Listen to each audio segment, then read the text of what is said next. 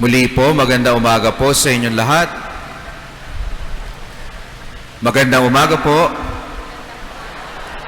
Nung unang araw ng simbang gabi sa aming shrine sa Our Lady of Hope, ang lakas ng magandang umaga. Pero ngayon, pang-anim na, medyo naantok-antok na tayo lahat, ano?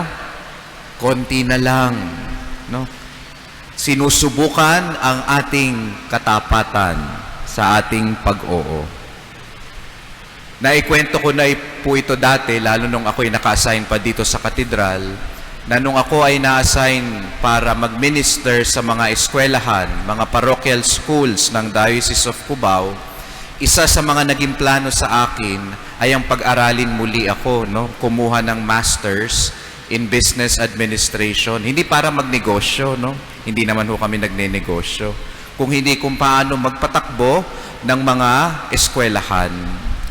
Ngayon, nung ako ay mag-aaral muli dyan sa Ateneo, sabi ko, hindi ko nagagawin kung ano yung mga ginagawa ko nung dati pa. Kasi nung ako ay nasa college at ako ay nung nag-aaral sa UK, napakahilig kong mga tinatawag nilang mag-procrastinate. Alam niyo po ba yon? Yung tipong ang deadline ay sa susunod na buwan, pero sisimulan ko 3 days before the deadline. Nung nasa seminaryo ako, habang gumagawa ko ng thesis, medyo ganun din ang nangyari. If you procrastinate, ang tendency, sa bandang huli, you will cram. At kapag ikaw ay nagka-cramming, yung output mo, dun sa ginagawa mo, ay hindi kasing ganda kumpara kung nagsimula ka 1 buwan bago ang deadline. Cramming, no, makes us what? Less productive, less creative, and yung mga output natin hindi ganon kaganda.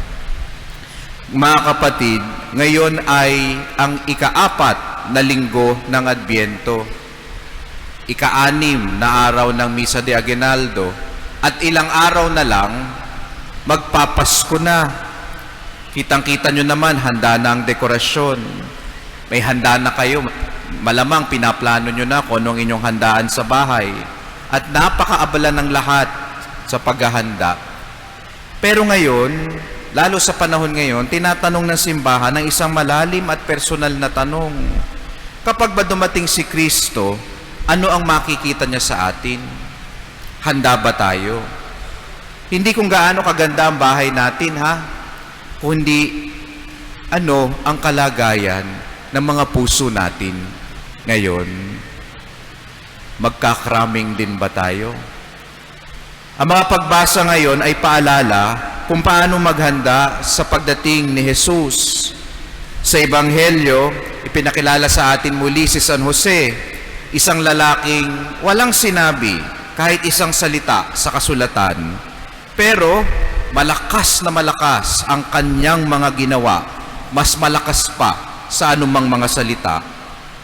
Sa unang pagbasa naman, mula sa propeta Isaías, isang tanda ang sinabi niya, pero itong tanda na ito ay tanda na para bagang imposible kasi birhen, pero birhen na maglilihi, at ang anak niya ay tatawaging Emmanuel.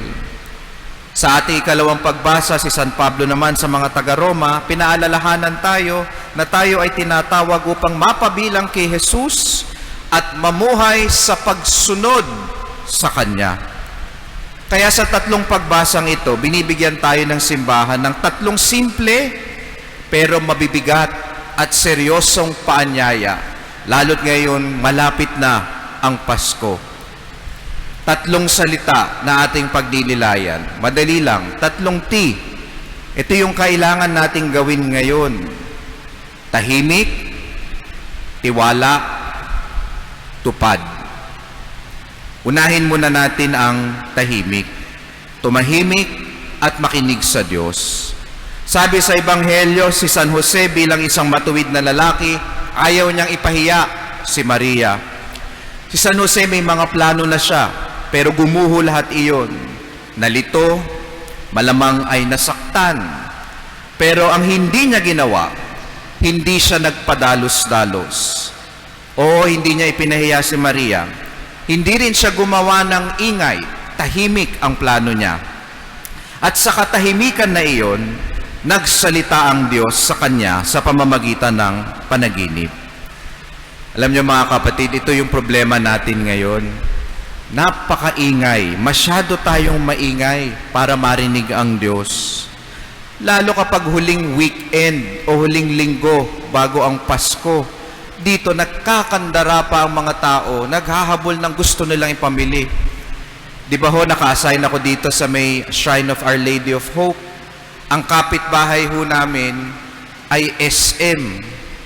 Sa sobrang dikit ho namin, yung kwarto ko, rinig na rinig yung jingle ng SM kahit mag-aalas 12 na ng gabi. Kasi sa alas 12 nagsasara eh. Memorize ko na nga po eh. Here at SM. Yan ang nagpapahele sa akin sa gabi. Pero magugulat kayo, napakadaming tao. Yung mga nakakapunta sa malls, no? Pag pumunta kayo sa SM North, talaga naman, magugulat talaga kayo sa dami ng tao. Anong ginagawa? Nagmamadali, nagkakraming, nag-iingay. Dahil sa hindi pa napamiling mga regalo, yung traffic, ay naku po, lalabas ka lang ng EDSA mula Barangay Bagong Pag-asa. Pag hindi Pasko, panahon ng Pasko, 5 minutes, makakalabas na ako. Ngayon, 20 minutes bago ako makalabas papuntang EDSA. Hindi lang yon. Ngayong Pasko, reunion. Andyan na naman ang ingay na mga tensyon. Dahil wala namang perpektong pamilya. Meron dyan, hindi nag-uusap ng matagal na panahon. Meron dyan, hindi magkasundo. Puro ingay. Pero ang Diyos, tandaan ninyo, nagsasalita lamang sa katahimikan. Silence is the language of God. Ang pagiging tahimik, ibig sabihin nito ay gumagawa tayo ng puwang para sa Diyos. We make space for God. Tulad ng ginagawa ninyo ngayon. Madaling araw, masarap matulog.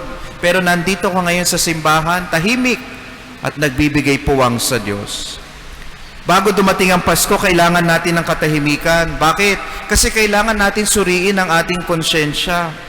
Katahimikan. Para malaman natin, kailangan ba nating humingi ng tawad? Abay, oo naman. Wala namang perpektong tao. Kailan ka huling nagkumpisal? Dahil kumpisal ang pinakamainam na paghahanda sa pagdating ni Jesus. Katahimikan din para isipin, sino yung kailangan din nating patawarin? Mga taong nakasakit sa atin. Sino yung kailangan nating ipagdasal? Katahimikan para itanong sa Diyos, Panginoon, ano ho bang hinihingi mo sa akin? Hindi yung ano lang yung hinihingi natin sa Diyos. Kung walang katahimikan, di tayo makikinig. At kung walang pakikinig, ang Pasko, isang malaking ingay lamang. Tahimik. Pangalawa, tiwala. Magtiwala kahit hindi mo naiintindihan ng lahat. Sabi ng anghel kay Jose, huwag kang matakot. Hindi ipinaliwanag ng Diyos ang lahat.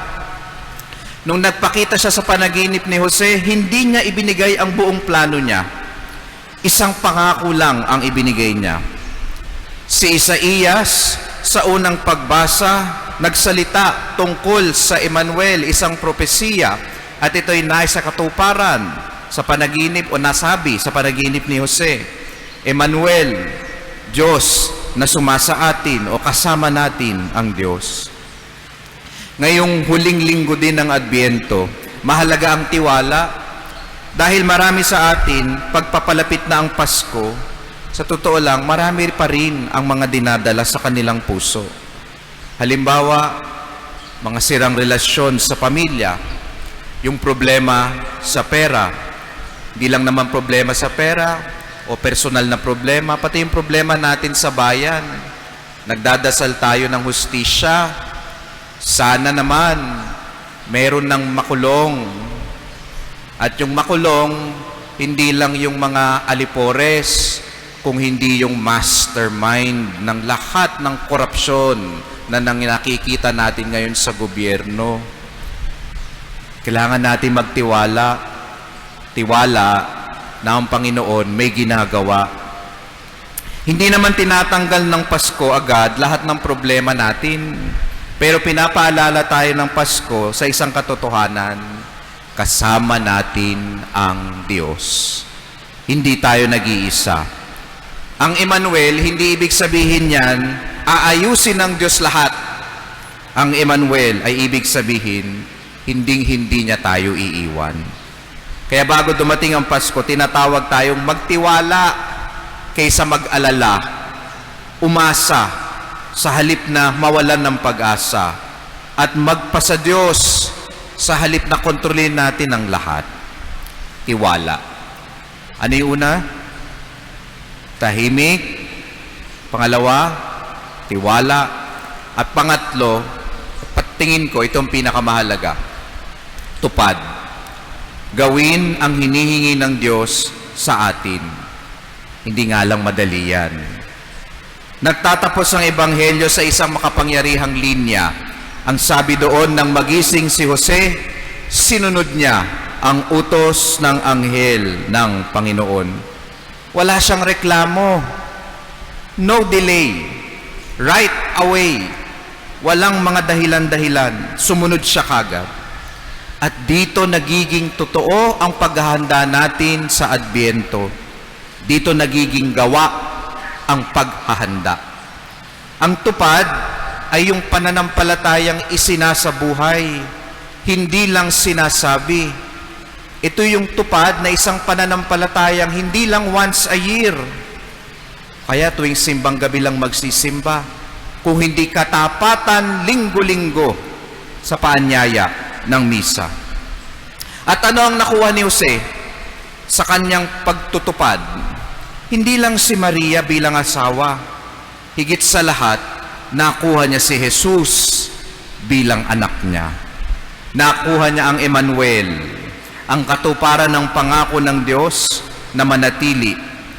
Ito rin ang paraan kung paano isinilang si Kristo sa atin tuwing Pasko, kung tutuparin natin ang utos ng Diyos. Kaya ngayong huling linggo, bago ang Pasko, tinatawag tayong kumilos lahat. Kung kailangan nating makipagkasundo sa mga taong iniiwasan natin, huwag nyo nang ipagpabukas. Gawin nyo na ngayon. Magpatawad kahit masakit. Bumalik sa kumpisal. Bumalik sa pagsisimba. Maging bukas palad, lalo sa mga nangangailangan. At maging mapagpasensya sa lahat ng pagkakataon. Tinanggap ni Jose ang papel na hindi niya pinili, ang responsibilidad na hindi niya lubos na naiintindihan, hinaharap na hindi siya sigurado, pero sa kanyang pagsunod, pumasok ang kaligtasan sa mundo. Tandaan niyo ito mga kapatid, ang Pasko ay hindi tungkol sa ginhawa o puro saya. Ito ay tungkol sa pagsunod na bunga ng pananampalataya. Kaya mga kapatid, ilang araw na lang, darating na muli si Kristo sa ating pagdiriwang ng Pasko. Alalahanin itong 3 T, tahimik, para marinig natin ang tinig ng Diyos. Tiwala, lalo't hindi malinaw ang lahat. Tupad sa konkretong gawa sa ating paghahanda. Ito ang magiging tunay na tagpo natin sa Emmanuel, Diyos na talagang sumasa atin. At tulad ni San Jose, nawa, tahimik ang pananampalataya, malalim ang ating tiwala, at tunay ang ating pagsunod. Amen.